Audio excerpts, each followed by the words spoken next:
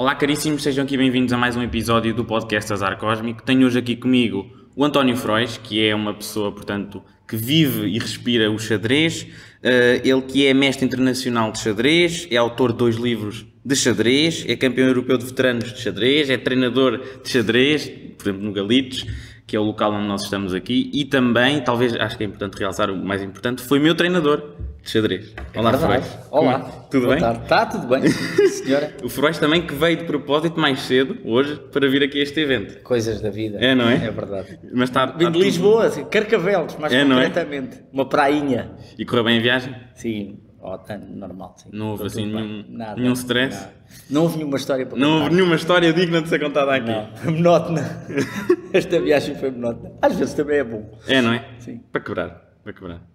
Então eu gostava de perguntar ao Frois, que é assim para abrir, portanto, o Frois deu-me aulas na altura, que há uns aninhos em privado, depois também me deu aqui no Galitos, e o que eu gostava muito no Frois é que abordava o xadrez de um modo não puramente matemático, mas também introduzia muito, quando dava aulas, a parte do psicológico, do trabalho mental. Como é que acha que essas duas partes estão então interligadas no seu trabalho?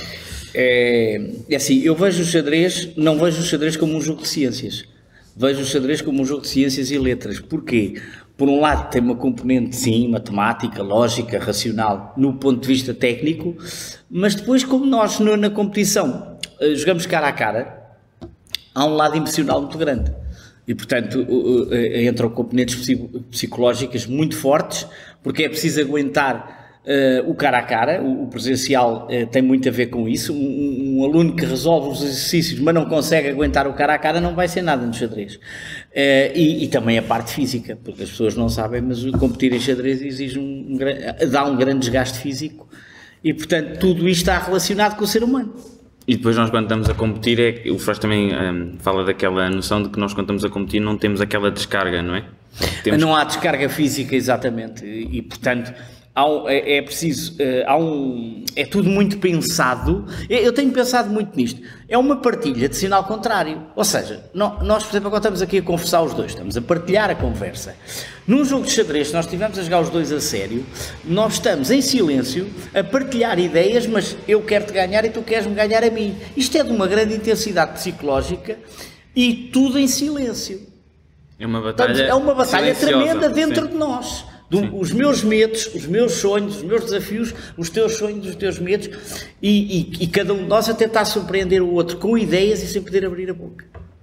Pois é. Isto é tremendo, e tu sabes que já jogaste Eu sei. Exatamente. Eu percebo. E depois também acontece, que é quando nós, por exemplo, vemos uma linha naquilo que é a nossa maior capacidade de profundidade, de ver o máximo possível, e depois joga outra, nós ficamos na dúvida. Jogou esta porque ele não percebe nada e eu é que vi muito bem, ou será que é mesmo uma surpresa magnífica e eu é que não percebi? Sim. Porque o xadrez é o jogo do ver, não é? Sim, é verdade. Portanto, nós não conseguimos calcular tudo, um humano calcula pouco, na verdade. 10 jogadas é muito pouco. E é o que um humano consegue calcular em forma, vai lá 15 jogadas, que continua a ser pouco. Acha que isso é mais ou menos o máximo que um humano consegue com rigor calcular? Sim. Mesmo em claro contraste. Em claro contraste com as máquinas. Que tem. Aliás, o Kasparov fala disso. O Kasparov diz que o raciocínio das máquinas é completamente calcular, frio, não é? Pronto, não tem sentimentos. Nós pensamos com preconceitos e com fantasias e com medos. Ou seja, nós não jogamos por ali porque temos medo de não sei do quê. Ou porque achamos que é bom ou porque achamos que é mau. Portanto, é toda a nossa personalidade, as nossas fantasias, os nossos medos, que faz o nosso raciocínio, que é um raciocínio muito intuitivo e emocional. Não é estritamente cálculos como a máquina. Mas depois a parte humana vence a máquina quando temos, por exemplo, a parte da estratégia e a nuance em que às vezes até o Frois mostrava posições em que estava empatado, mas ele só contava o material. Claro. Não é? Claro. Porque nós sabemos que o xadrez é dar checkmate. E, portanto, logo aí, como apanhar o rei é o objetivo do jogo, então o rei é mais infinito, não pode ser comparado em material com as outras peças. A partir daí entra o valor subjetivo de, por exemplo, perder a dama, valer perder a dama às vezes para dar checkmate, que é uma coisa subjetiva. Mas nós perdemos 9 pontos. Sim, se dermos mate, é mais importante dar mate do que qualquer outra coisa. E então aqui, lá está. entra uma subjetividade que enriquece o jogo e dificulta e enriquece o jogo. O Frois começou a jogar com 14 anos, não foi? Exatamente. Eu também comecei a jogar com 14 anos e o Frois teve uma trajetória muito mais explosiva que a minha.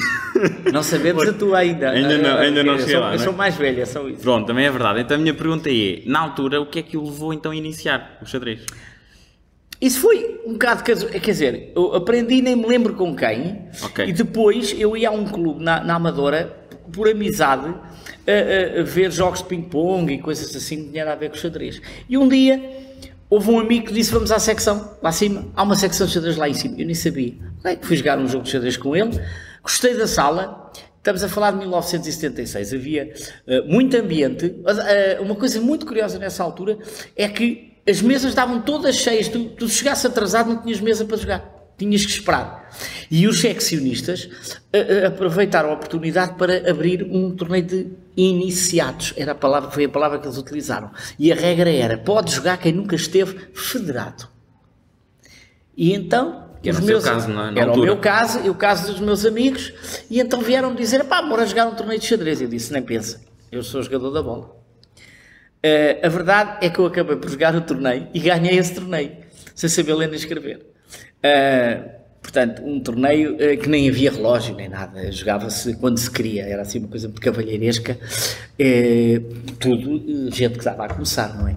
Eu ganhei esse torneio um bocado, se calhar, sei lá, por acaso, não sei, e depois isso fez com que me convidassem a federar. Já foi o passo seguinte. Viram ali umas luzes, não é? A mim e aos outros convidaram para nós entrarmos para o clube, já. Na Amadora? Na Associação Académica da Amadora, foi o meu clube onde eu comecei. E como é que surge aquele passo, aquela decisão de, ok, eu vou viver do xadrez, porque o Frois vive do xadrez? Isso foi muito mais à frente. Com 19? Mais à frente. Não foi com 19. Com 19 foi quando se deu o clique de eu ir à Holanda, primeira viagem internacional, onde eu passo 18 dias na Holanda sozinho a jogar um campeonato europeu de jovens.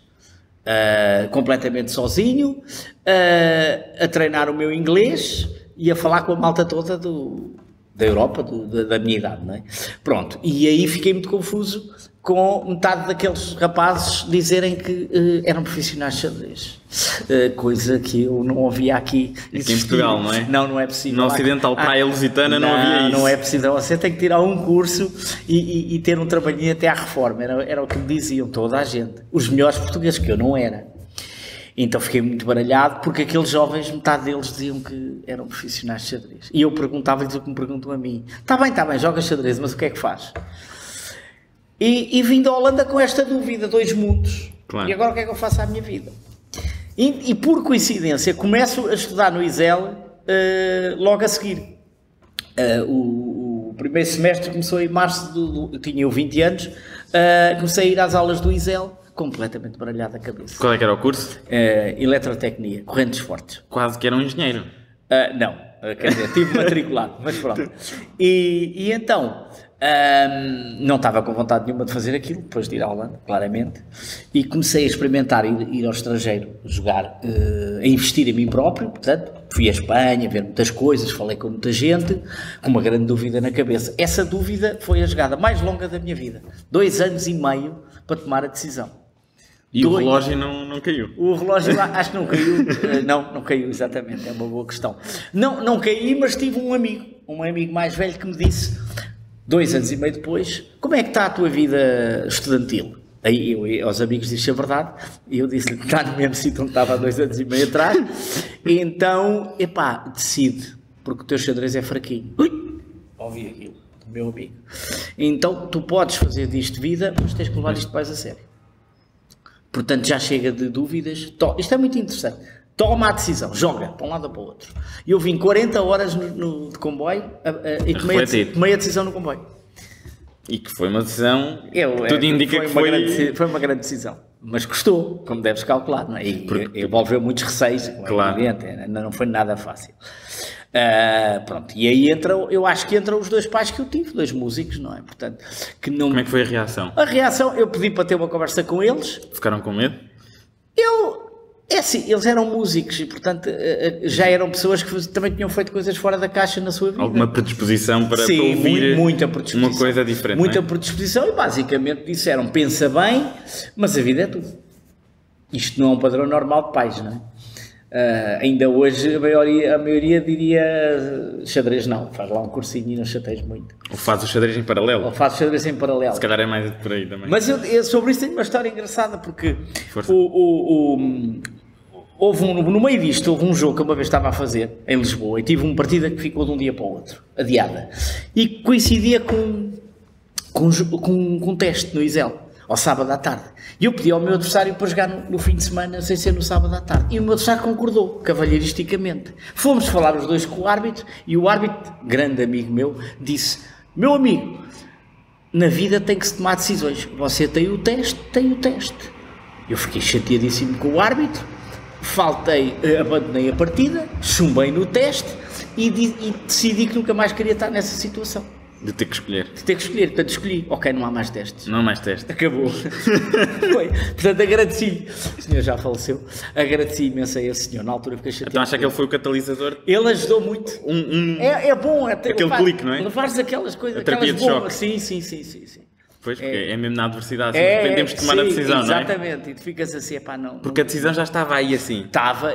Esses foram empurrões bons, sim. Pois, às vezes é um conjunto de coisas que depois leva a pessoa a tomar a decisão final. Foi muita coisa, com certeza. Então, e depois houve algum momento depois de tomar essa decisão que o Freud pensou, se calhar era melhor ser engenheiro. Ainda chegou a pensar nisso? Não, dessa maneira não, mas houve momentos de muito sofrimento, porque quando tu preparas, agora já não tens desculpa, não é? Agora és profissional, só jogas e trabalhas em xadrez e vais a um torneio, o torneio corre mal. A parte psicológica, não há desculpa nenhuma, não é? Agora não há desculpa, não é? Portanto, estudaste mal, fizeste alguma coisa mal e portanto, e correu mal. É duro, estás a ver? E é um processo interior, tens de ter muita força, porque aí, se calhar fiz mal, tenho que alterar coisas, etc. Nunca, não, quer dizer, surgiam dúvidas, surgia tristeza, etc.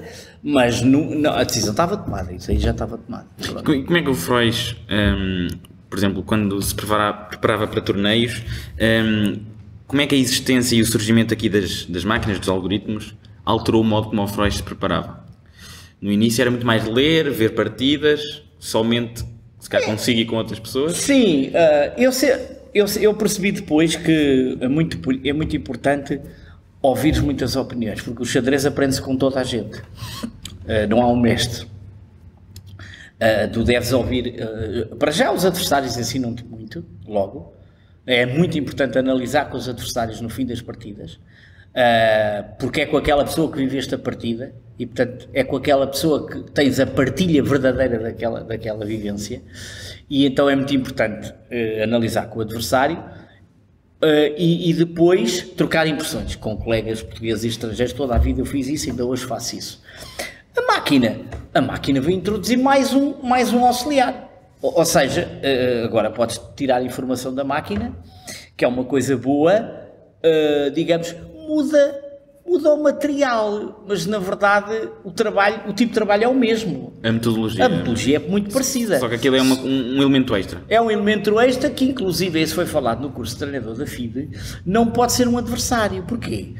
Tu imagina que qualquer pessoa pode ter 12 milhões de partidas em casa, é quase gratuito. Uma base de dados com 12 milhões de partidas é gratuito, não é nem sequer questão financeira. O que é que tu fazes com 12 milhões de partidas? Decorá-las é impossível e não tem qualquer interesse.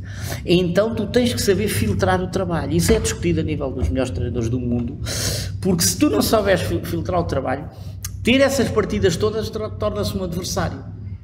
Tu tens que saber escolher as partidas que deves ver, e isso lá está, passa por discutir com pessoas que sabem o que é que se deve ver, e mais, ver uma partida bem, ver uma partida várias vezes e não clicar, é um erro completo, clicar com o dedo, estar a ver no rato. As peças até ficam no lugar correto, não é? 100 partidas seguidas e não ficou quase nada. Sim. Claro que uma partida tem que ser vista e revista e analisada profundamente e, portanto, aí a única coisa de facto é que é mais um auxiliar o computador, mas na verdade é muito importante continuar a colaborar com os colegas e com os adversários e ter a capacidade crítica. Há uma história muito importante sobre o Jorge Viterbo, Há muitas, mas esta é portuguesa. O Jorge Viterbo ganhou um jogo em 2016 na Olimpíada. Que é um grande jogador português, só para contextualizar. É o melhor jogador português da atualidade. É um jovem já grande mestre e também um excelente treinador. É o número 1 de Portugal neste momento. E que na Olimpíada de 2016 ganhou um jogo contra um grande jogador espanhol, em que esse grande jogador espanhol escolheu uma linha pela máquina, palavras dele no fim da partida, e não checou a opinião da máquina. A máquina dava grande vantagem para ele. Ele entrou na linha, não verificou no trabalho de casa, entrou na linha, o Jorge faz uma jogada humana, quer meter o Bispo em jogo, e o adversário está completamente perdido. E perdeu rapidamente, perdeu em 20 e poucas jogadas, 2 horas de jogo, e quando acabou teve a honestidade de dizer: fui incompetente porque não verifiquei a opinião da máquina. Isto é muito interessante. E é um jogador quase de elite, jogador dos 100 primeiros do mundo. Mas tu não podes ir cegamente pela máquina, isso é um erro crasso. A última opinião é da pessoa que se vai lá sentar, tem que ser pois, até porque se nós não gostarmos muitas vezes, essa conversa, esse diálogo, lembro-me de ter tido muitas vezes consigo. O Freud até mostrava uma linha, mas dizia: pá, não gosto muito disto, e o Freud mostrava-me outra. Não, porque eu sei que, vamos lá ver, eu sei que se eu estiver a jogar é a minha pele, se estiveres tu a jogar é a tua pele. Então, se tu não te sentes bem, a posição é muito boa, mas não te serve para nada. Pois é. Isto é uma parte humana, lá está. É a tal sensibilidade que uma pessoa tem que personalizar ao seu jogo. Então, em 99, o que aconteceu com o Kasparov e o computador da Deep Blue, não, da IBM, que era o Deep Blue, que foi quando o Kasparov pela primeira vez perdeu contra um computador e foi na altura um alarido. Como é que o Freud viu isso acontecer? Essa história é muito interessante. A gente não sabe, mas há um pormenor sobre esse encontro que deixa as pessoas a pensar, mas eu não posso afirmar muito mais do que aquilo que vou dizer. O mate estava 2,5 e chega-se à 6ª partida. E o Kasparov escolhe uma linha muito fraca de abertura, com preta, joga uma cara ao camas, uma variante horrível. É uma variante que qualquer jogador amador sabe que é má. E perde, é massacrado na abertura. Eu não sei. Estou a perceber. Sim. Não sei, quer dizer, eu não posso dizer. É estranho o Kasparov ter cometido um erro daqueles na abertura. Aquilo é uma variante que ele fica sem rock, todo espatifado, as peças entram, dá mate por todos os lados. E ele perdeu um bocadinho como um jogador com muito pouca experiência. Porquê é que ele fez isso? Realmente saber, não sei. Mas fica no ar a possibilidade, dele ter uma coisa que se especulava, é que ele quis perder esse Matos para ter o Matos desforra. Portanto, ele perdia o Matos e a seguir davam-lhe a desforra, correu-lhe mal a história, a presa não foi nisso, mas terá perdido de propósito, sinceramente não sei. E ele nunca, ao longo da carreira, nunca respondeu ou nunca falou sobre isso? Ele nunca respondeu a isso de uma forma... É difícil essas coisas, porque entra muito dinheiro, entre os cachês, claro. Não sei o que é que realmente estava por baixo da mesa. Mas isso agora também me fez lembrar uma coisa um bocadinho diferente, mas que é, quando o Fischer jogou o match com o Spassky, na altura... Há também, penso que é num final em que ele dá um bispo, vai comer aquele peão no canto. É a primeira partida. Em que ele vai comer aquele peão no canto. Sim. E depois uma pessoa avança o peão e vai ganhar o bispo. Essa partida é muito estranha, está 0-0, é uma partida muito pouco interessante até, porque Sim. Eles trocam as peças todas. Toda a gente que pensa que aquilo vai acabar num empate. A posição que está no tabuleiro é muito simétrica e tal. E o Fischer vai comer um peão que fica com o bispo encerrado. Que é um tema que se ensina. É um tema um bocado elementar. Sim. E depois tem que dar o bispo por um segundo peão, ficando no final, com um bispo a menos por 2 peões. Mas o contrajogo é pouco. O Spassky joga bem, mas nem sequer parece muito difícil e ganha a partida. O que é que o Fischer fez? O que é que lhe passou na cabeça? Para ir comer aquele peão, só o Fischer é que saberá. Mas ele perdeu essa partida, que era uma partida que esperava que ia acabar empatado. Lá está, segredos ocultos, não sei. Esse match é um match que é politicamente muito carregado, porque era basicamente comunismo versus capitalismo, sim, não é? Era a Rússia a apoiar o Spassky e o Fischer com o apoio dos Estados Unidos, porque o Fischer acho que nem queria jogar, não é? Ele nem estava com muita vontade, só que depois pressionaram um bocadinho. Quer dizer, um bocadinho a favor. A favor, não é? A questão é, o Fischer é um ser muito controverso, mas ele naquela altura estava a querer ser campeão do mundo. O que acontece era que é muito difícil... toda a negociação dos encontros com ele era difícil. Lá se fez a negociação para jogar em Reykjavik, neutro, portanto, muito neutro, escolheu-se o árbitro também, tudo, essas coisas todas, e acontece que ele lá foi para o Matos. Mas depois dessa primeira partida, ele faltou à segunda. Ele perdeu a segunda partida, depois de perder a primeira, não se apresentou à segunda partida. Não apareceu. E aí, quer dizer, um alarido tremendo. Essa história é muito interessante porque, para tu veres o contexto, a importância da questão, o Fischer, depois da segunda partida, o regulamento do Campeonato do Mundo diz que o Spassky pode reclamar a vitória no Matos. Depois de uma derrota por falta de comparência, o jogador tem direito a ganhar. Era uma questão assim. De honra que ele não queria, não é? E o Brezhnev mandou o Spassky ganhar assim. E o Spassky não quis. Mas o Fischer foi convencido pelo Kissinger, o secretário de Estado norte-americano. Estás a ver a importância incrível. É o segundo a seguir ao Nixon. Na política americana daquela altura. O Kissinger falou diretamente e disse: por favor, Sr. Bobby Fischer, em nome do povo americano, continue a jogar. Isto é muito forte para fazer o contexto político e social daquele encontro. Portanto, meteu diplomacia americana ao mais alto nível. E o Fischer apresenta-se à terceira partida depois de um filme tremendo de negociações. Era plena Guerra Fria, não é? Era plena Guerra Fria. Foi em que 72. ano? 72. Claro. Porque ele depois também, o Freud viu aquele filme que tem algumas coisas que é alarmismos e tal. Não, mas tem muita coisa verdadeira. Interessante, não é? Sim. Na altura eu via quase que aquele lado mais psicótico do Fischer a ficar incomodado com luzes, a dizer temos que ir para outra sala. Não é? Isso aconteceu na altura? Isso há um monte de histórias sobre esse Matos. Quer dizer, não é só sobre esse Matos. O Fischer sempre foi uma pessoa difícil. Muito problemática, não é? Muito problemática. E depois do Matos ainda se tornou mais problemático. Porque ele depois... Porque ele ganha. Ele ganha. 72, só que ele depois não regressa. Pois é, porque ele é um ser... Ele como campeão de xadrez, é um dos maiores da história, sem a mínima dúvida.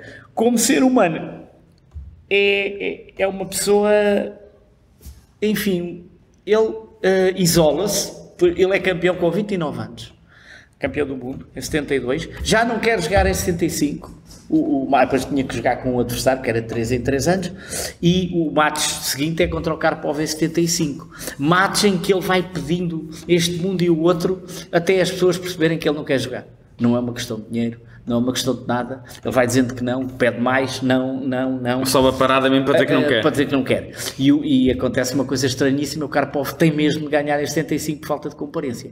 E o Fischer nunca mais joga a alto nível, e entra-se num ciclo assim muito místico, que é quando é que o Bobby Fischer volta, e isso vai acontecendo ao longo das décadas. Há histórias do Fischer jogou na net com não sei quem, não se sabe se é verdade ou não, enfim, há muitos filmes tipo de um Sebastião vai regressar do nevoeiro, não é? Há muita história desse género. Entretanto as coisas vão evoluindo, vão aparecendo outros campeões, e depois há um match que o Fischer faz com o Spassky em plena guerra da Jugoslávia, que foi um bocado, eles jogaram um encontro, foi patrocinado pelos milionários da Jugoslávia, mas esse match apresenta um nível de jogo, claramente eles se jogassem com os melhores daquela altura, não ia correr bem. Ou seja, os dois jogadores que se apresentam a jogar esse match de desforra, que é um match amigável, com uma grande bolsa financeira, só que o nível de jogo que eles jogam, eles não estavam perto dos melhores do mundo já nessa altura. Nem um. Era mais um misticismo. Caiu. Eu acho que eles até fizeram mal, podem ter ganho muito dinheiro, mas fizeram mal em ter jogado esse match, porque eles aí... era um grande mestre forte, nada mais do que isso, já não apresentavam um nível de elite mundial. Claro, o xadrez evoluiu, surgiram outros jogadores e pronto, é normal, não é? Então, esse mito do Fischer ficou sempre por saber, e depois ele morreu cedo, um bocado isolado, etc, morreu com 50 e tal anos, na Islândia, portanto, é uma figura muito interessante de estudar, mas tem um lado humano curto, em termos afetivos, e parece dar aquela imagem que não é verdadeira, de que o campeão do Mundial de Xadrez vive para o xadrez, e isso não é verdade. Há personagens do mundo de xadrez fascinantes como seres humanos, o Spassky é uma delas. Eu conheci o Spassky pessoalmente, o Spassky é um tipo divertidíssimo. Divertidíssimo. O Spassky esteve em Lisboa, eu fui buscá-lo ao aeroporto em 1999 e ele estava num encontro político e perguntou-nos logo onde é que podia ir jantar e ouvir fados. E foi connosco para a noite de Lisboa. E é uma pessoa divertida e não deixou de ser um dos maiores de sempre. O Anand também é um senhor, um cavalheiro, foi campeão do mundo, uma pessoa espetacular e, portanto, essa ideia é tão completamente errada, que a pessoa, para ser campeão do mundo... Tem que ser muito problemática. Aliás, o atual campeão do mundo também é uma pessoa normalíssima.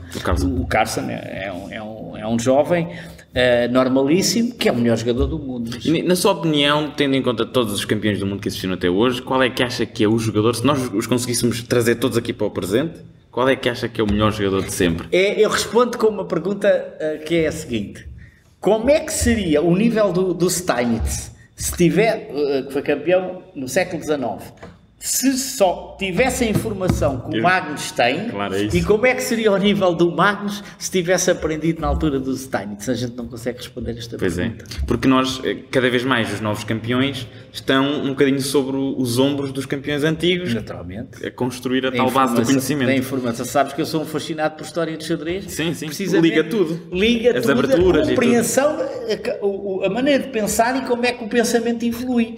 E é muito interessante estudar esse pensamento. E claro que os atuais sabem tudo o que aconteceu para trás e, portanto, não é... Eu percebo. Não é a mesma coisa. Então, fazendo uma pergunta de maneira um bocadinho diferente para tentar picar os Freud, assim, pessoalmente, qual é que é aquele jogador que o Freud acha que é capaz mesmo de ser o mais forte? Ou aquele cujo estilo de jogo o Freud se calhar mais... Isso tem a ver, é assim, os jogadores que a mim, digamos, mais marcaram. O jogador que eu mais gosto é o Tigran Petrosyan.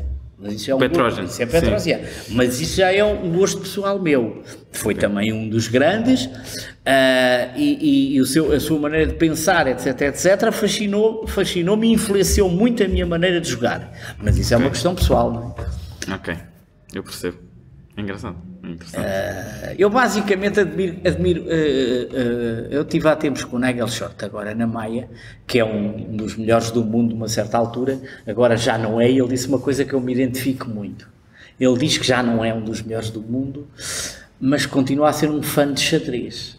Um fã no sentido de apreciar bom xadrez, e eu identifico-me com ele nesse sentido. Eu gosto de ver jogada bela. Eu gosto de ver bom xadrez e, portanto, admiro-os todos nesse sentido, não?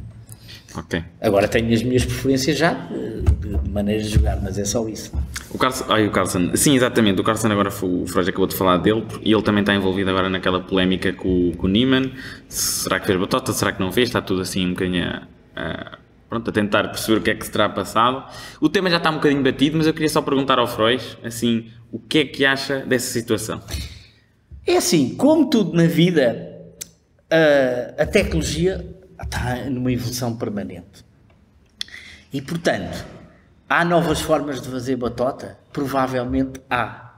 Quer dizer, nós agora numa Olimpíada de xadrez só podemos levar o corpo, literalmente, para a sala de jogo, o corpo e a caneta, não podemos levar mais nada, só para se ter uma ideia. Agora, se mesmo assim dá para meter um chip na pessoa, eu sei lá. Se tem uma sapatilha com uma vibração, com código Morse, assim, percebes? Não é? Isso tem a ver com a tecnologia. Nós vemos na medicina as coisas que se fazem. Outro dia vi uma operação com 2 robôs que tiravam um tumor, uma coisa que se fez em Portugal. Ainda bem que a medicina está a evoluir dessa maneira e, portanto, para o bem e para o mal, há de facto coisas novas a acontecer na tecnologia a todo momento, não é? E portanto, eu sou um leigo nessa matéria, quer dizer... Não costuma fazer batota, não é? É assim, não faz sentido fazer batota para mim. Exato. Eu sou de uma altura que não é preciso árbitro, não é preciso árbitro para nada. Os jogadores são cavalheiros, tentam ter melhores ideias que os outros, perdem e vão jantar juntos. É assim que eu vejo o xadrez e é sempre assim que eu vou ver o xadrez. Agora, nem toda a gente tem boa fé. Isso não é nenhuma novidade agora, e portanto, eu sei que acho que o Carlsen disse que não podia dizer muito. Bom, se calhar está em alguma investigação, tem que estar calado. O que é que está de facto por trás? Haveremos de saber ou não. Claro. Mas não sei, sinceramente, não...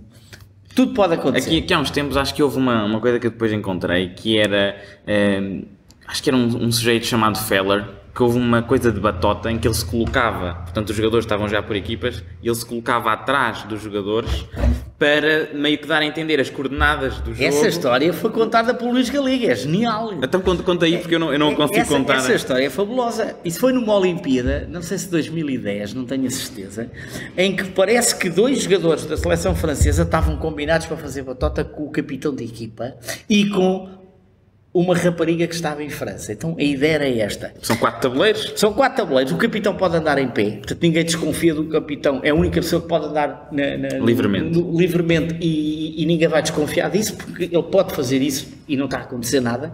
E então o que é que acontecia? Parece que a batota era assim. O capitão via uma determinada posição crítica, mandava a posição para Paris. Eles lá punham num computador de altíssima potência, devolviam-lhe uma sequência, não sei como é que era uma sequência, não consigo imaginar bem, uma jogada crítica boa, qualquer coisa do género, e ele voltava à sala e te fazia um código tipo sueca, portanto, passos para a esquerda, passos para a direita, passos para trás, não sei bem o que é que ele fazia, onde indicava bispo G7. Ou cavalo, sim, pelo que eu tinha lido, acho que é de género. Portanto, são 8, não é? 4 tabuleiros, são 8 pessoas. E era 1, 2, 3, 4, 5, 6, 7, 8. E ele colocava-se, por exemplo, a primeira volta que ele dava era uma letra, a segunda era o número. Isso era uma coordenada. E depois no tabuleiro, o tabuleiro, por exemplo, se ele dissesse G4, se calhar podíamos jogar o peão para G4 ou o bispo para G4. E eles iam ver qual era a melhor jogada. E agora, a piada disso, tu sabes como é que isso foi apanhado? Isso é muito engraçado. Como é que foi? No meio da genialidade, da ideia é genial,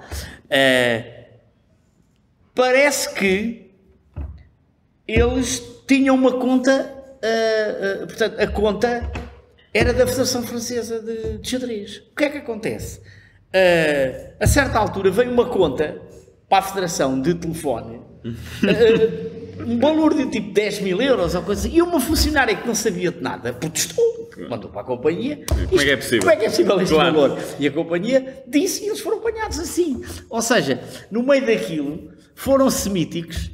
E, portanto, foram desmascarados dessa maneira, foram apanhados dessa maneira. E o que acontece a esses jogadores é que depois eles são expulsos de poder... Eu não sei exatamente o que é que aconteceu, mas eles tiveram uma punição.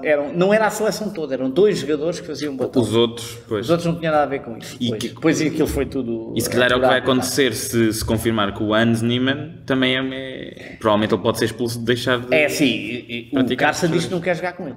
Ele já disse, taxativamente. Ou seja, com esse senhor não jogo. Agora, claro que aí ele vai ter que provar também. Não posso afirmar isso sem provas, não é? Porque aí o Niemann disse que se for preciso também joga nu com o calço. Também disse. É assim, vamos lá ver. Aqui entram muitas coisas e, portanto, neste momento está num mundo de especulação, mas terá que se tirar ali porque é uma acusação muito grave.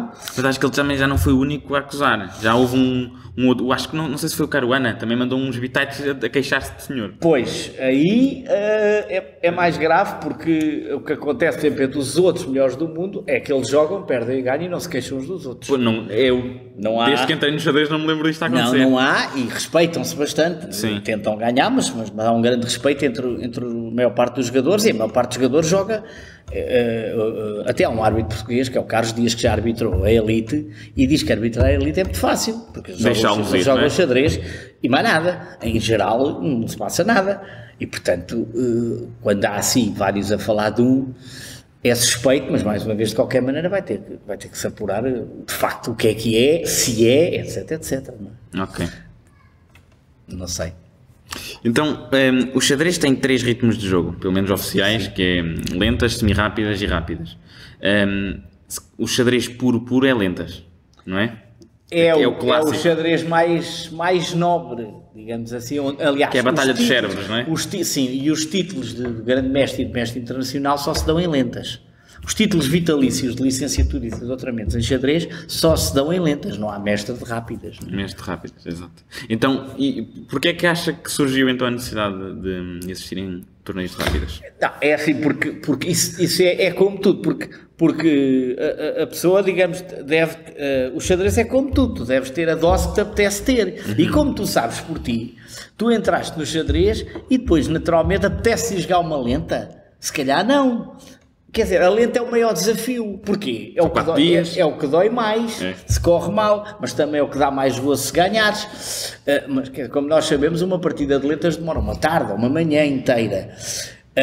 E a pessoa pode querer só brincar ao xadrez. Joga um torneio todo em 2 horas, um torneio de rápidas ou de semi-rápidas, numa manhãzinha faz o torneio. Porque o Frois, quando foi campeão europeu de veteranos, foi em rápidas, não foi? Foi em rápidas, foi 1h30 da minha vida. 1h30. Dizer, 9 partidas de 10 minutos, portanto, 1h30. E como é que estava a gerir as emoções? À medida que aquilo progredia, não é? Essa história foi incrível, porque o António Santos Pai é testemunha disso. Porque eu estava com uma grande confiança e eu disse aos meus amigos que se tivesse um dia bom ganhava. E eu não Antes de ir para lá. Sim, o António, porque eu vim por Aveiro, curiosamente, que ele foi em Matosinhos.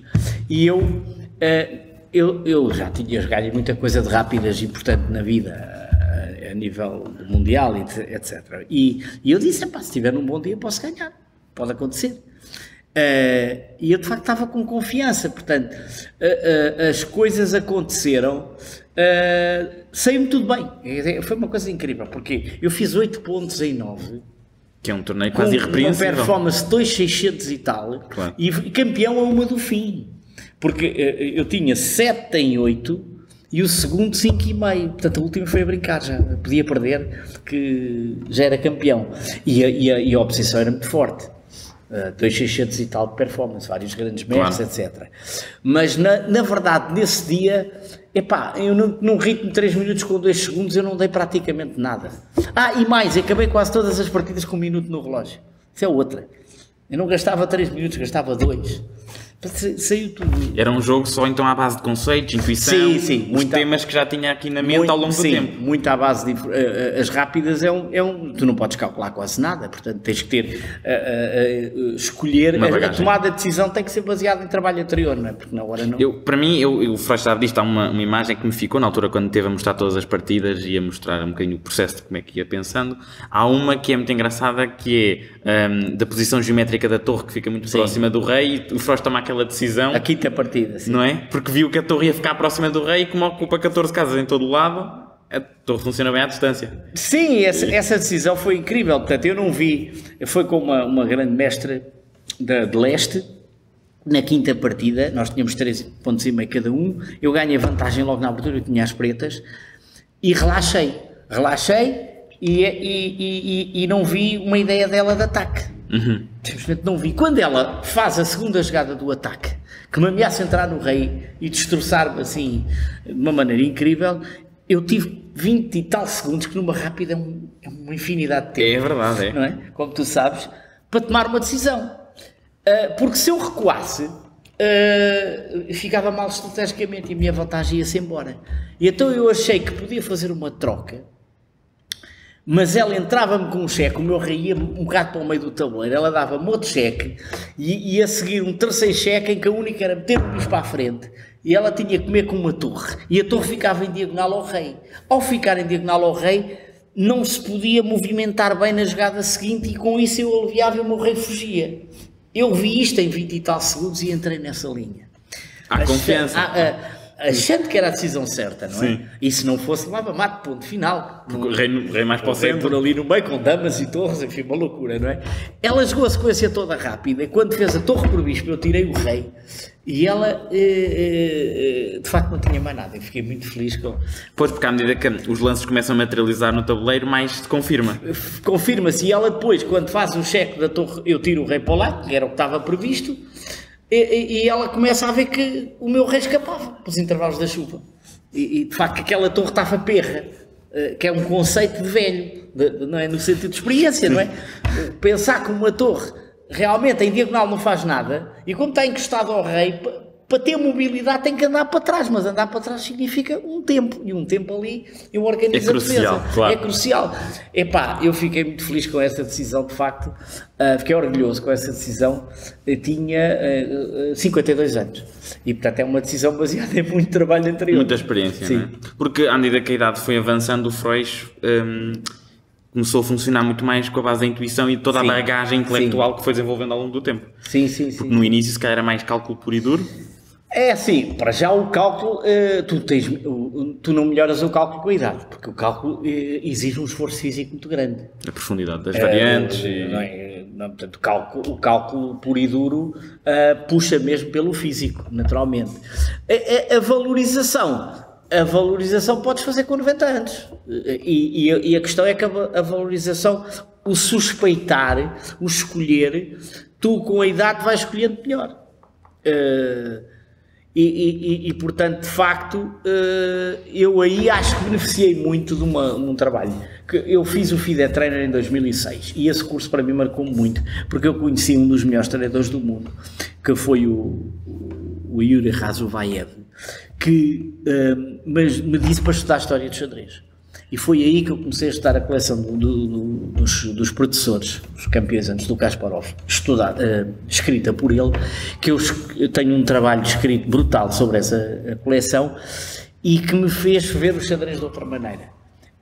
E eu acho que evolui muito nessa altura através desse trabalho. E, portanto, a maneira como eu vejo o xadrez agora é muito baseada realmente nessa evolução que eu tive já depois dos 40.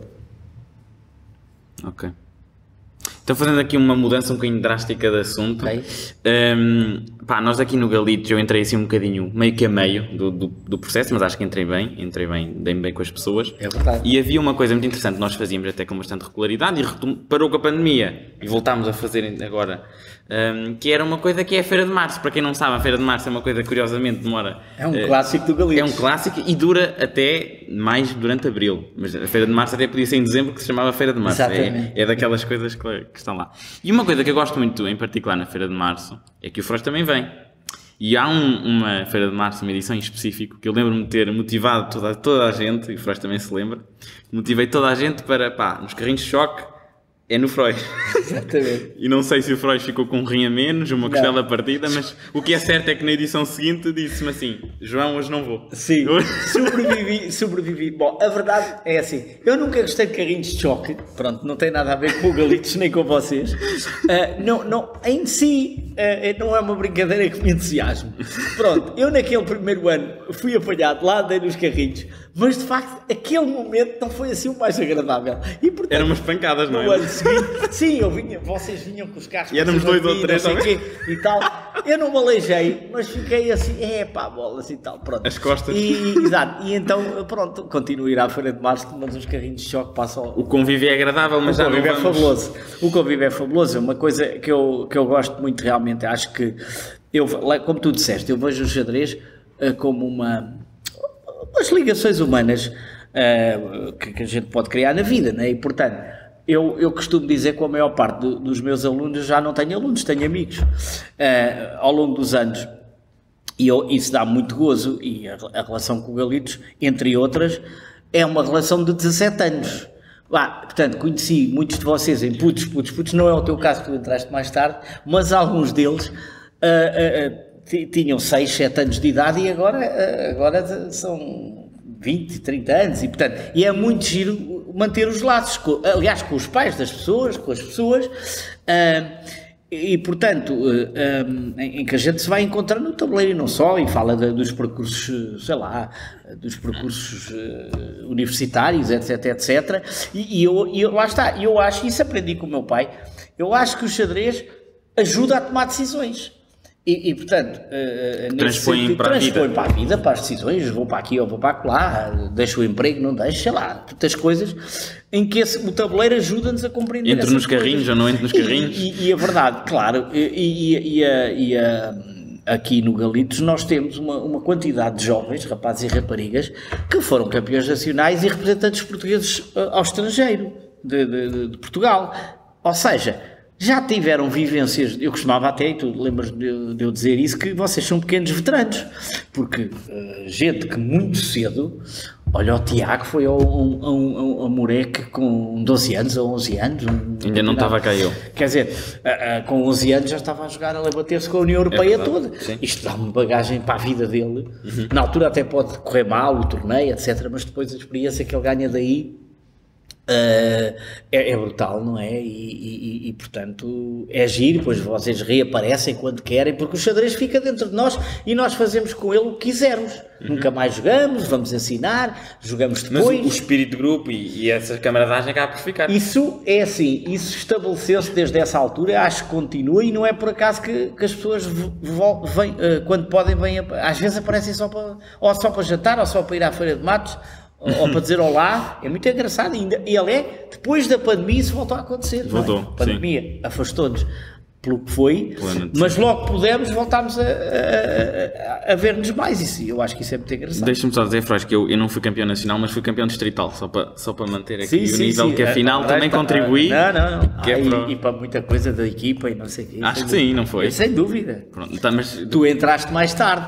Entrei. Tu entraste com que idade? 14, entrei e até lhe vou dizer uma coisa. Estavas combinado comigo, era? É isso mesmo, entrei e eu na altura, o Frois começou com 14 também, tenho um grande percurso pela frente. Mas o que aconteceu, que foi muito engraçado, e isto nunca lhe contei, eu achava que o Frois era francês. E vou-te explicar porquê. Esta é magnífica. Sabe porquê? Porque o Frois mandava uns e-mails às vezes, e depois ficou com o meu e-mail que o presidente deu-lhe, do género, vamos ver não sei o quê, ou olhem vejam esta posição. Às vezes havia uns e-mails assim, e eu lia os e-mails, e depois o Frois assinava, e não metia o acento no O. Okay. E dizia Mestre Frois, ou António Frois. Sim. E eu não sabia bem, nunca o tinha conhecido ainda pessoalmente. E eu, se calhar não é Frois, é Foix. Porque não tinha acento. E eu, então, vou conhecer o Mestre Foix. Pronto, e no dia o Frois começa a falar, é um português limpinho, e eu, pronto, que totosice que era a minha. Não, mas é daquelas coisas que... Há muitas coisas dessas. É engraçado, porque o que aconteceu na altura foi, eu tive uma evolução até um bocadinho... digamos que rápida, foi muito rápida, porque eu iniciei muito mal porque não sabia mesmo muitas coisas, mas sei lá, dei um salto rápido, tanto assim foi que o presidente disse, deixa as aulas de iniciação, vem e entra na aula do Frois. E depois coincidiu também passado 2 anos de aulas consigo. Exato. E acho que tive uma evolução que depois veio a universidade e lá está. São outras coisas. Decisão. Mas houve uma altura que foi, penso que em 18, no meu 12º, que foi o meu pico, estava num nível interessante. Sim. Acho que sim. Mas voltando à Feira de Março, este ano o Frois voltou, não foi fazer os carrinhos, mas fomos jogar matraquilhos. É uma especialidade. E nós limpámos o rabinho aqui aos nossos amigos. Limpámos toda a gente. Eu fiz equipa com o Frois, estava na expectativa para ver como é que o Frois jogava. E o Frois jogava muito bem. É uma paixão antiga.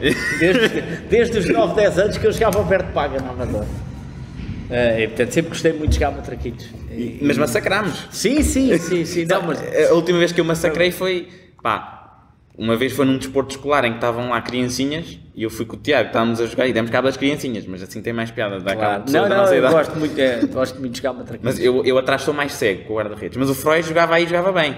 Eu safo nos dois lados. Sim. Pois, o Frois é mais polivalente. Sim.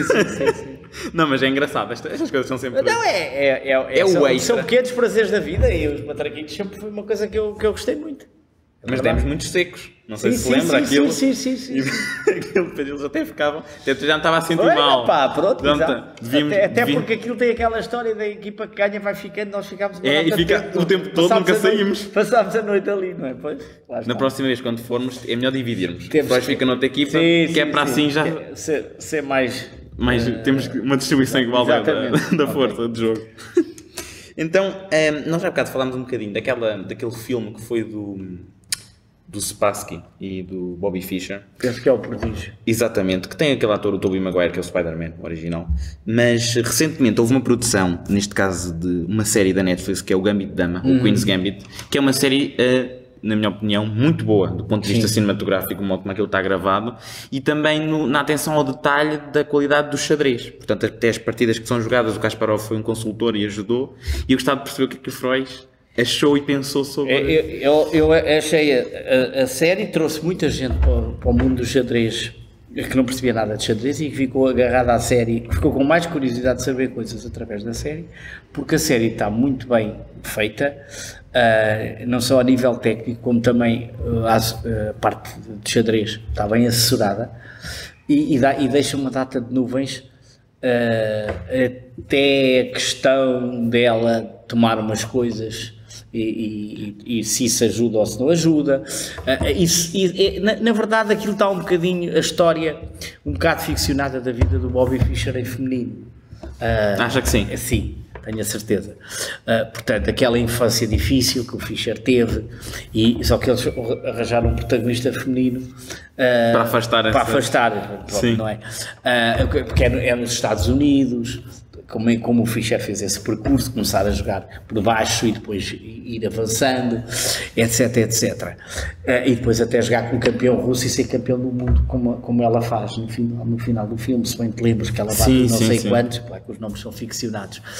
E depois outras coisas, desde o envelope à partida adiada, está muito engraçado, traz muitas coisas. O envelope é porque as partidas ficavam de um dia para o outro, agora já não acontece. Ficam. Mas isso tinha muitas histórias divertidas através da partida adiada e o envelope e todo o misticismo do que é que isso representava, porque tu, quando a partida ficava de um dia para o outro, podias pedir ajuda a qualquer pessoa.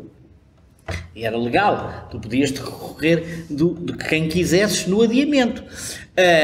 O que é que acontece com os computadores atuais? Isso deixou de fazer sentido, porque na parte final do jogo eles sabem matematicamente o que é que vai acontecer. Então agora, se a partida ficar adiada, tu vais a uma máquina e informas-me, o Freud vai perder em 17 lances. É matemática, claro. Não tem qualquer hipótese. Então deixou de fazer sentido as partidas adiadas. Mas todo esse misticismo dos adiamentos está bem no conteúdo da série e de outras coisas. Portanto, realmente a série é fascinante, é muito, a protagonista é muito bonita, quer dizer, mas depois é série, quando está a jogar é dura, ou seja, consegue separar, não é? Quando está a jogar é uma matadora, não é? Que é o que tem que ser, não é? E às vezes não acontece, mas os jogos eram mesmo... Isso o Kasparov tirou muitos jogos históricos, sim, tirou posições de teoria, posições conhecidas da história. E eles, não sei se o Freud sabe, mas eles na altura tiveram a decorar mesmo, a treinar antes todos os lances, que é para aquilo sair do mais natural possível. É natural, sim. Quando ela está a fazer uma espécie de, tipo um match com os três ao mesmo tempo, uma simultânea, está a faltar a palavra, é isso é engraçado quando ela está...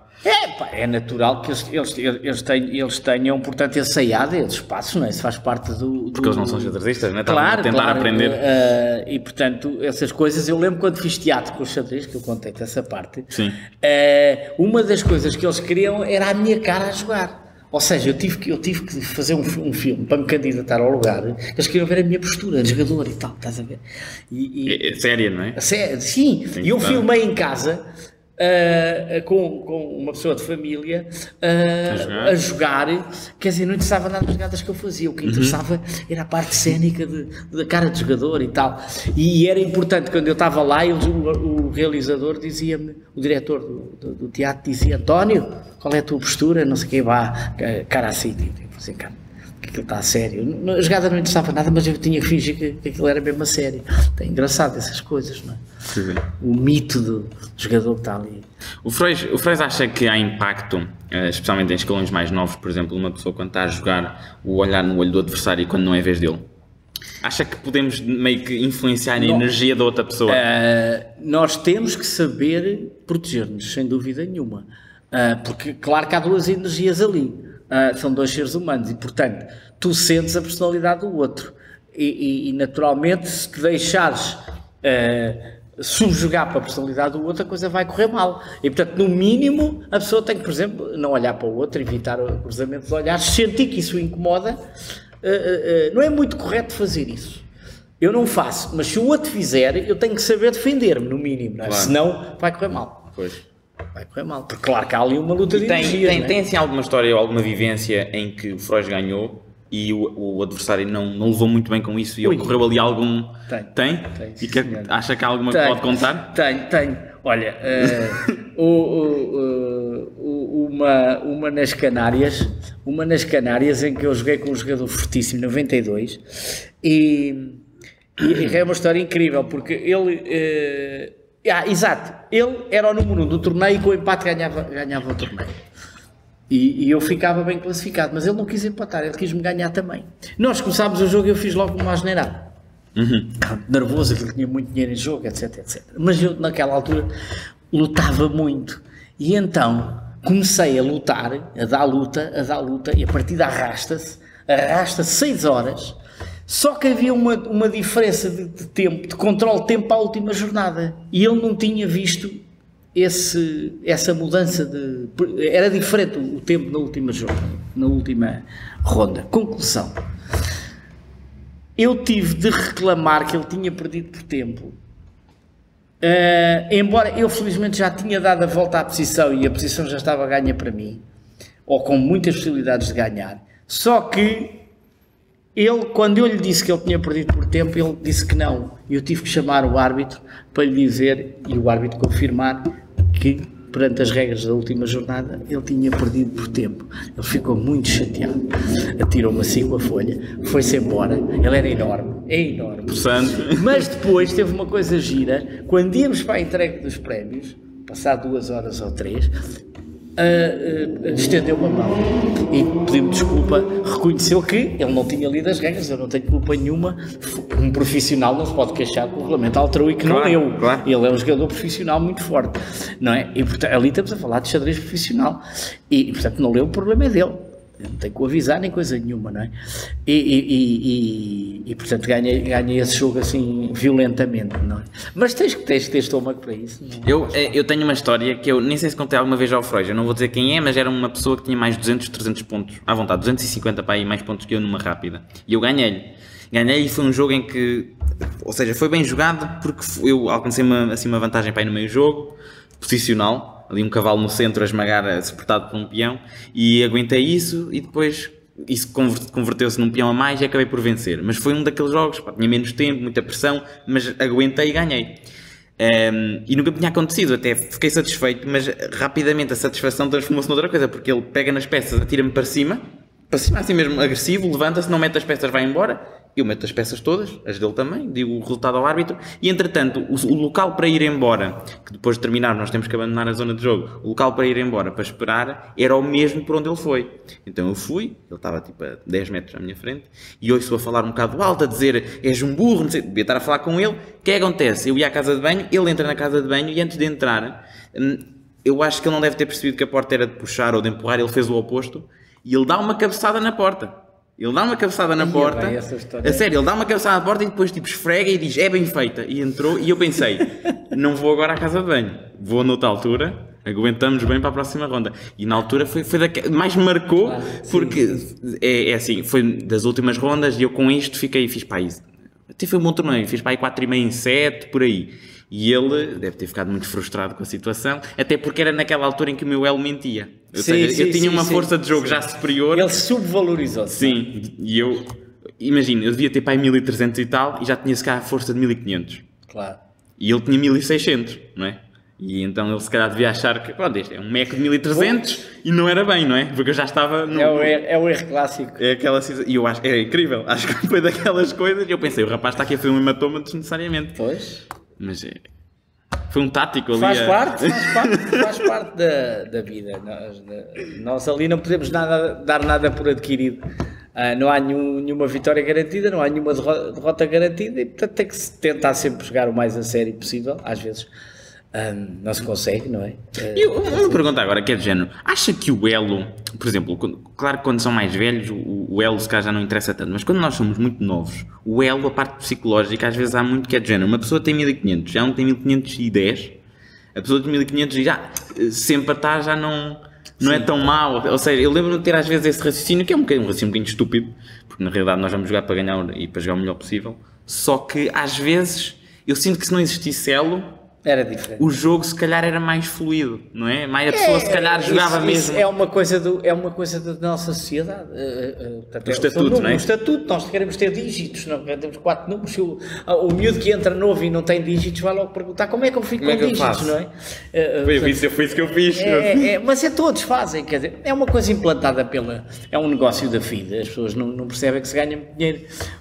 Cada torneio é taxado, cada torneio de rápidas, eu explico isto, cada torneio de rápidas, se tu quiseres fazer um torneio em tua casa, com os teus amigos, e fazeres um torneio de rápidas normal, não acontece nada. Se quiseres fazer um torneio taxado para a FIDE, para o Elo, para o ranking, tu tens de pagar 5 euros mais 20 cêntimos de taxa de inscrição. Agora multiplica 5 euros mais os 20 cêntimos pelo planeta em torneios que duram 1 hora. É um negócio da China, não é, de milhões, para o planeta todo, se as pessoas quiserem mandar os torneios para a FIDE. Há muita gente que só joga, só vai ranking, e então as pessoas vão atrás disto, e de repente não se está a discutir xadrez, está-se a discutir rankings. Os chineses e os indianos não caem nisto. Acontece muitas vezes os campeões nos escalões de sub-10 e sub-8, nos mais novinhos, aparecem 100 e tal jogadores. E o último é um indiano sem ranking, que é o melhor jogador do torneio. Isso é muito engraçado. Eles guardaram no bolso, não mandaram os torneios do puto ou da jovem. A jovem já joga muito bem, já joga para ir para 2000. Está polidinho, mas aparece lá como um cento e tal com traço, sem ranking. Então um nabo ou uma naba. Chega lá, faz 11 em 11. Olha, azar. Era o melhor jogador do torneio. Portanto, a gente não deve olhar. E até às vezes havia pessoal que... Epá, não vou jogar, para quê? Vou perder elo. Havia também esse discurso. Isso condiciona muito o nosso trabalho como treinadores e os pais deixam-se muito nisso. E agora há uma coisa pior, que é, como estes programas que há, tu podes ter no telemóvel a análise do jogo. Então o que acontece é que muitos pais, patologicamente, ficam na porta da sala de jogo a ver tudo.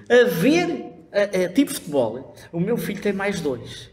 Olha, o meu filho passou para menos 2. Eles não sabem o que é que estão a ver. Está bem, está mais 3. O meu filho vai ganhar. Mais 2. Está a ver? Mostra-nos a nós, professores. É ridículo. Sim. Olha, está a ver? E o meu filho fez uma asneira. Passou para menos 2. Sim. Vão ao cinema, vão namorar, por favor. Deixem-nos fazer o nosso trabalho. Porque tu não estás sequer a viver xadrez. Eles não sabem mexer as peças. Pois não. E em vez de irem fazer outra coisa naquelas belas horas, qualquer coisa, ir a um museu, dar um passeio, andar no rio de barco, sei lá, estão ali a sofrer e não podem alterar nada do que se está a passar lá dentro. Pois não. Porque a única pessoa, como tu sabes, que pode alterar o seu jogo sou eu e o meu adversário. Claro. Então estou de fora a torcer os dedos para que aquilo vire para o meu lado. É completamente patológico. E há uma coisa que eu considero interessante, se calhar o Freud também lhe deve ter acontecido, que é essas mudanças bruscas na avaliação. Por exemplo, está menos 3, depois está mais 4, depois está mais 1. E essas... Parece que não, mas os jogadores se sentem. Sim, pois. Nós sentimos e dizem, tinha ali uma vantagem, agora já não estou por cima. Sente-se na pulsação arterial. Pois é. E depois do género, ele deu-me um peão. E depois nós ficamos agarrados ao material e depois vira outra vez. Depois isso, psicologicamente, temos bagagem para depois, quando estamos a jogar o final... É verdade. Até podemos... E depois isto, há coisas engraçadas, que é do género. Se calhar temos agora empate. Mas como viemos o jogo todo e tínhamos uma vantagem, arriscamos para tentar vencer e depois perdemos, porque fizemos um malabarismo qualquer. Tu tocaste aí numa coisa muito interessante do ponto de vista sociológico. As pessoas de fora do xadrez têm aquela imagem que o xadrez... Que é a paz, não é? São 2 jogadores com um copo até de whisky na mão. Vamos ver uma partidinha e tal. E estamos muito calmos a tomar o nosso whisky e a jogar uma partida de xadrez.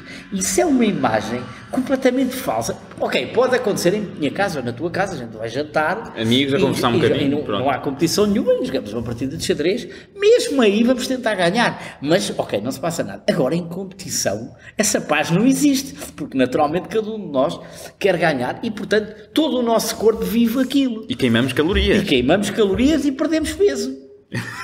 É aquele match que eu te falei do Kasparov, muito que bem, durou 5 meses e que o Karpov, e que foi parado pelos médicos. Atenção, esse match foi parado a conselho dos médicos. O Karpov tinha menos 20 quilos, tinha fotografias, parecia um prisioneiro de guerra, estava destruído fisicamente. Então não estamos a brincar. Eles tiveram 5 meses a jogar um com o outro, 5 meses a ver a mesma cara, João. Pouco consegue-se imaginar isto, não dá para imaginar. Eu joguei 2 matches de lendas na minha vida de alguns dias, e é uma grande experiência, mas 5 meses é incrível. É nesse match que há uma partida em que as peças das pretas vão todas para trás para a primeira fila? Não é. Onde é que é? Não, isso é em Linares. É uma partida em que o Karpov acabou Karpov, com as partidas. Mas é Linares, é um torneio particular em que o Kasparov deu a maior tarefa de sempre ao Karpov. Porque é que era mesmo interessante, porque o Fran na altura está a mostrar a partida e diz, as peças vão todas para trás. E nós, não vai acontecer, como é que vai? Sim, e depois é engraçadíssimo. 20 e poucos lances. Por acaso foi... É um torneio fechado de Linares, em que o Karpov de branca, o jogador mais sólido da história, naquele dia não teve solidez nenhuma. E acaba com todas as peças na primeira fila, vai levar mate por todos os lados. Um bailarico impressionante. Falar em bailarico, há uma história gira que o Freud já contou, que é referente a, portanto, uma ida de autocarro, acho que ganhou um prémio em Espanha, e depois há umas coisas a nível monetárias que acontecem, que é um bocado estranho. Uma velhinha... perde um dinheiro. Não, ok, está bem, já agarrei a pista. Essa história é engraçada. Eu fui jogar um circuito de provas à Espanha e ganhei um dinheiro razoável, bem, 2.000 euros ou qualquer coisa de género. E o circuito acabou em Sevilha, para a hora de jantar, e então o plano foi voltar de Sevilha para Lisboa de autocarro, numa célebre noite de verão. E assim foi. Bem, entrei no autocarro, estava muito calor, setembro de 2009, e viemos, tal.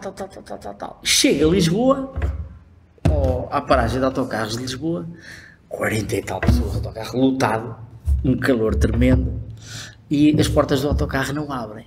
A minha intuição diz-me que há qualquer coisa de estranho, intuição certa. E em vez de nós sairmos, entram 2 polícias no autocarro e dizem: meus amigos, há aqui uma acusação de um assalto. Então havia uma senhora que contava esta história alucinante. Eu vendi uma casa em Huelva, vendi uma casinha, recebi 10.000 euros, e em Grândola fui à casinha de banho, deixei o dinheirinho em cima do banco. Ele estava guardadinho. Já estava tudo a rir nesta altura do campeonato.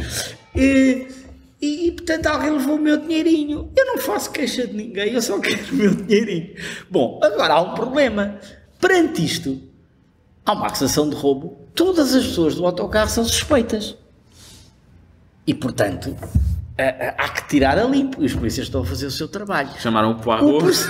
O procedimento é este. O autocarro não abre, vai para uma esquadra. Foi assim que aconteceu. O autocarro vai para uma esquadra e eles anunciam todos os passageiros vão ser revistados um a um, e o autocarro vai ser revistado sem nós lá dentro. Pronto. Então isto vai durar horas. E eu tinha 2.000 euros no bolso, mais ou menos, ok? E então pensei o que é que devia fazer quando eu fosse revistado. E o que eu fiz foi uma coisa típica de xadrezista, que resolveu a situação facilmente, que foi, quando eu ia ser revistado, eu antecipei-me e disse ao polícia: olha, eu sou profissional de xadrez, contei a verdade. Profilaxia completa. Eu sou profissional de xadrez, ganhei dinheiro neste sítio e neste sítio, tenho os telefones dos organizadores, podem confirmar que eu estive lá. Ele nem me deixou acabar de falar, ele disse assim: já percebi que você não tem nada a ver com isto, pode ir embora. Nem me revistou. Tal foi a honestidade. Estava super tranquilo. Claro. Pensei qual era a maneira de eu me soltar daquele problema, não é? E foi assim que eu encontrei. E pronto. Mas e a senhora se calhar não terá encontrado aquilo. Acabou de uma maneira ridícula. Porque a certa altura estava um par de namorados, um rapaz com um brinco, sentados. Aquilo criou-se um grande stress, porque aquilo foram horas. Claro, sim. Horas na esquadra, tudo à espera. E então de repente a senhora começa a olhar para o rapaz, e o rapaz diz: está desconfiado de mim porquê? É por eu ter um brinco? Tudo a rir já. Não, eu estou um bocado nervosa. Pois, nervosa, mas não pode acusar as pessoas de nada, não sei o quê. Não apareceu dinheiro nenhum e fomos todos para casa, porque a boa história acabou assim. Não sei se a velhota tinha algum parafusamentos, não sei. A verdade é que ficou por ali. Ok. Então eu gostava de perguntar ao Frois, ao nível do cinema, se há assim um filme que o Frois tem em mente como sendo algo muito importante, talvez um filme favorito ou um dos melhores filmes, tem assim algum que salta à vista? Epá, eu lembro-me... Eu estou a puxar um bocadinho pela minha costela de cinéfilo. Não, é assim, eu gostei muito dos Padrinhos todos, sobretudo do primeiro e a história do cavalo, aquela história do cavalo na cama, e toda aquela saga, vi aquilo não sei quantas vezes. Mas vi o Voando sobre o Ninho de Cucos também, com o Jack Nicholson, gostei muito. Eu na verdade ia muito às salas de cinema durante muito tempo. Gostava muito também dos filmes antigos, o Ben-Hur, os 10 Mandamentos, esses filmes históricos também mexem aqui muito comigo. E recentemente já não... Recentemente vejo mais, assim, vejo mais em casa. Vejo mais em casa. Tem aqueles serviços de streaming? Olha aquele... Não, eu não gosto, é assim. Não vamos eu vejo o que está o que aparece. Na TV. Não anda. Não alugo filmes, não acho piada a isso, não sei.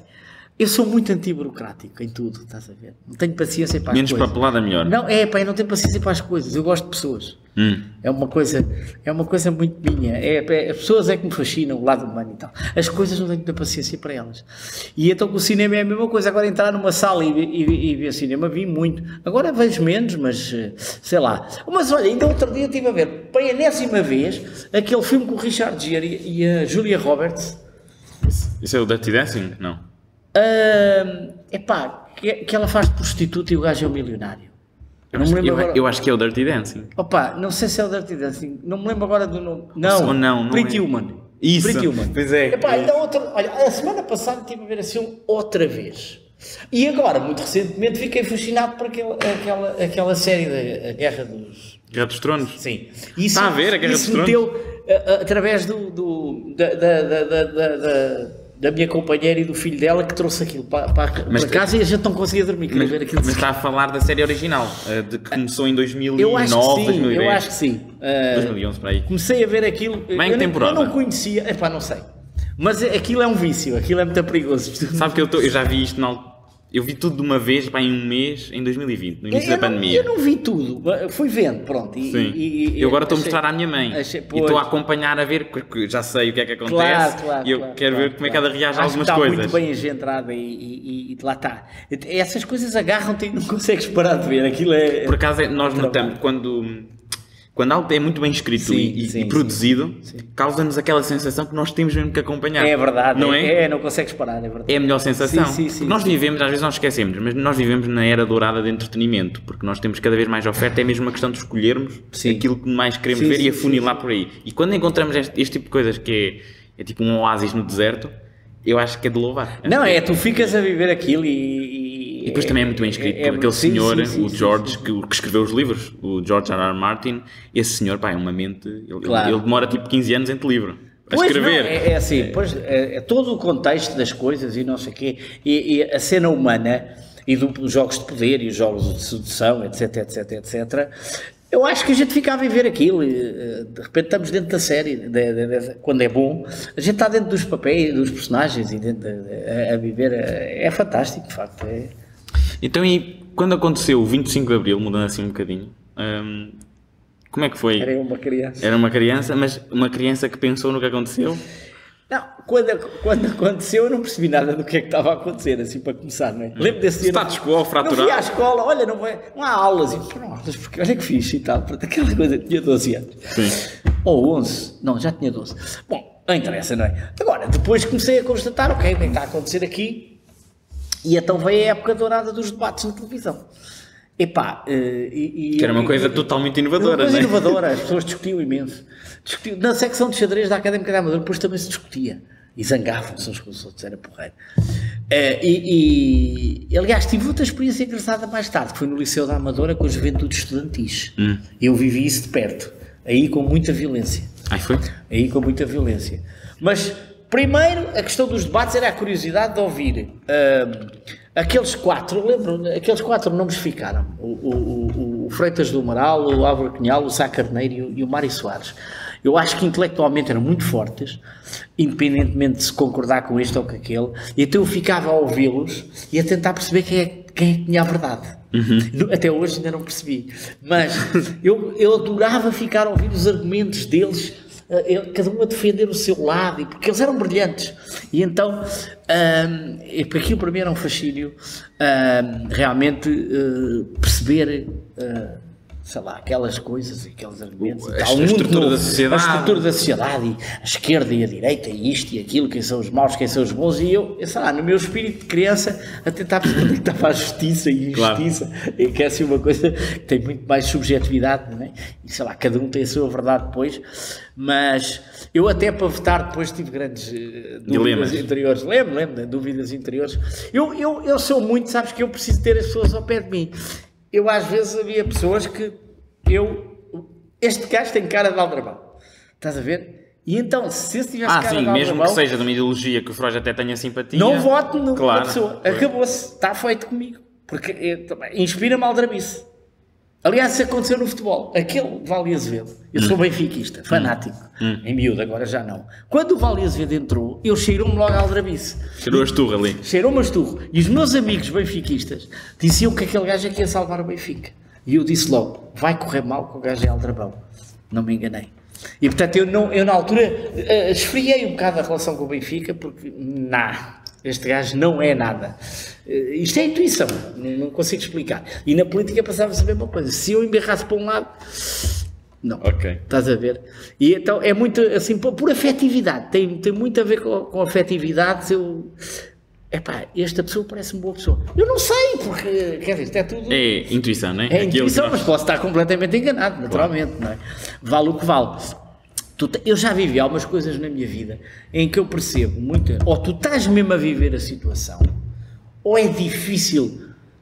o que é que está a acontecer na Ucrânia? Tu não fazes a mínima. O que é que a gente sabe lá do que é que está a acontecer na Ucrânia? Dizem-te isto, dizem-te aquilo, mas a gente não sabe realmente. O Kasparov é bastante vocal. Eu acho que eu não tenho uma visão muito positiva do que se passa no mundo neste sentido. A ideia que me dá, às vezes, é que ninguém quer acabar com guerra nenhuma. Até dá jeito. Até dá jeito. Aqui parece um jogo de xadrez, estás a ver? Morrem para ali, matam-se ali uns gajos, não há problema nenhum. Em nome do petróleo. Mas há uma indiferença muito fria, não é? Exatamente. E depois tu vês, a guerra vai durar mais uns meses. Outro dia ouvi uma coisa, bem, agora veio o inverno, no inverno a guerra vai ser diferente, mandam-se uns mísseis e tal. Ninguém fala em acabar a guerra. Fala-se que a guerra vai ser diferente. Isto parece sacrifício de peões. Pois, exato. Sacrificam os peões, não se passa pessoas, nada. não é? Não se passa nada. Quer dizer, isto é chocante, não é? Estou a dizer isto com ironia, como é óbvio. Claro. Então, matam-se pessoas assim, não há problema. Mas depois vem o tema económico, que acaba sempre por ganhar, que é como a história do clima. A economia acaba sempre por prevalecer. Eu fico a pensar, então, mas se realmente o planeta vai desta para melhor, se não fizermos nada, então seria do interesse de toda a gente que se fizesse alguma coisa. Mas deixamos ir. Então deixamos ir. Deixamos ir tão bem. Se for assim, vamos morrer todos. Não interessa nada ter muito dinheiro. Digo eu. Sim, mas... sabe que eles percebem da coisa. Então eu tenho uma visão um bocado... existe aqui algum ceticismo, não é? Sim, muito ceticismo, sim. Da experiência de vida. Ou estou mesmo que as pessoas, eu vejo que as pessoas são o que são, ou então suspeito imenso. E eu tenho uma história de 85, muito engraçada, em que eu cruzei com a diplomacia portuguesa. Esta história é muito engraçada. Eu estava em Luanda e havia um torneio de todos contra todos, de 16 jogadores. E puseram os pretos a almoçar num sítio e os brancos a almoçar noutro sítio. E eu e o meu colega português não gostávamos disso. E perguntámos: porquê é que não comem os 16 na mesma mesa? Claro. E levámos com uma resposta de: não gostam, vão para casa. Aqui é assim. Epá, nós tínhamos 23 anos, telefonámos para Lisboa para perguntar se podíamos fazer alguma coisa, porque nós estávamos convidados da Federação. E o Presidente da Federação, da altura, disse: vocês são livres de fazer o que quiserem. Ah, é? Está bem. No dia a seguir, o que é que nós fizemos? Chamámos o diretor da prova, o Presidente da Federação Angolana, e dissemos assim: olha, aquela conversinha de ontem, queremos o bilhete de volta e já não jogamos hoje. Acabámos de desistir do torneio e queremos ir para casa como o senhor disse ontem. Não gostamos disto assim, portanto faz favor, quando puder, mande-nos para Lisboa. Choque, não é? Aí ficou...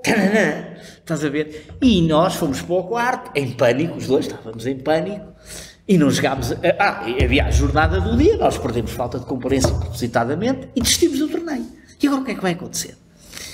E o que aconteceu foi que telefonou-nos, passado 1 hora e tal, o primeiro secretário da Embaixada Portuguesa em Angola, na única vez na minha vida que isto aconteceu. Porquê? Porque o outro foi fazer queixinha, que havia dois meninos do xadrez que se estavam a portar mal e havia que lhes puxar uma orelha e fazê-los perceber que se dessem lá.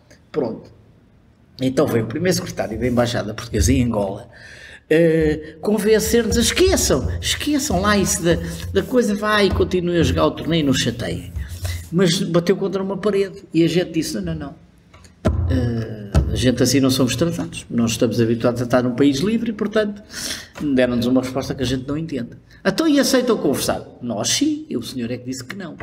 Então isto deu a volta, o homem falou connosco, acabaram os 16 a comer na mesma mesa, mas sabes porquê? Porque havia problemas muito graves na altura e aquele problema da treta, aquilo era um problema da treta, não calhava bem naquela semana. E então, por causa disso, cederam e nós fomos tratados a pão de ló até ao fim do torneio. Fomos à embaixada, puseram-nos comida e bebida no quarto, claro, e tudo bem. Mas não porque fosse justo ou deixasse de ser, mas sim porque aquele pequeno problema diplomático não dava jeito. Que naquela hora e naquele momento estava errado. Então eu tenho uma visão muito cética destas coisas. Freud, gostava de lhe perguntar então qual é que é o seu azar cósmico, mas deixa-me só explicar para quem não sabe, se calhar, enquanto o Freud pensa um bocadinho. Portanto, um azar cósmico, para quem se calhar está a ver isto pela primeira vez, é um acontecimento muito improvável de acontecer, mas não significa que seja necessariamente mau. Pode ser uma coisa boa, pode ser uma coisa má. É um bocado por aí, vem da expressão inglesa cosmic fluke. Portanto, António Freud, qual é que é o seu azar cósmico? Queres dois? É os que quiser. Bom, é assim, eu estou-me a lembrar de dois azar cósmicos, um bom e um mau. Então é assim, pronto, o azar cósmico bom foi, sei lá, a pessoa não imagina, começando a nascer numa terra de doidos, Vila Franca de Xira, e querendo ser toureiro, mudando rapidamente para futebolista, tendo dois pais músicos, acabar a ser xadrecista. Eu não sei se isto é um azar cósmico, mas foi o que me aconteceu e acho o percurso. Uma coisa engraçada. Sim. Ok? Ok.